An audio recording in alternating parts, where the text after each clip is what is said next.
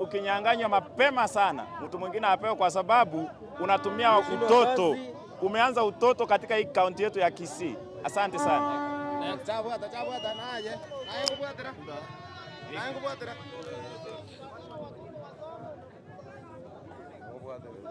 Sawa, kwa majina naitwa Dickson Mogira David kutoka Kisii hapa.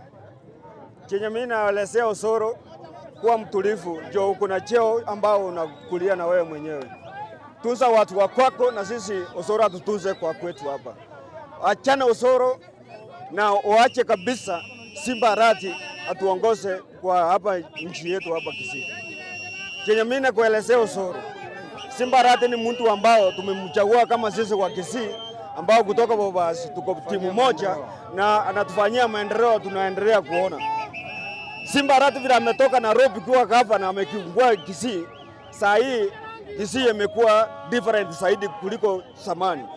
Saa hii wanafunzi wanapata basal, kila mtu anapata basal, yani kila sisi wanamama wote wa mboga wanafurahia kila mahali wanafurahia.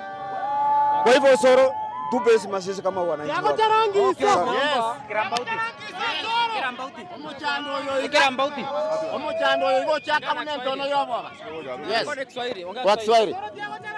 Hii sida imeanza kidogo kidogo. Osoro ni kijana mdogo. Osoro is a chief whip. Anafikiria kukuipu ni kuchapa watu viboko. Osoro anataka kuongea na Ruto walete maendeleo Kisii. Lakini huyu Simba Arati apewe sima yake. Watu wa Kisii County sisi tunaomba governor apewe sima yake.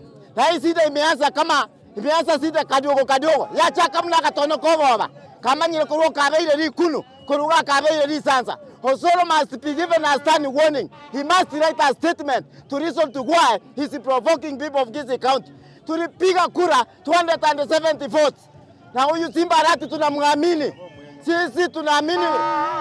Sisi tunaamini uongozi wa Simba Arati. Kwa hivyo kitu tunaamini Osoro andike statement, Osoro aingie ndani afungwe kwa chera.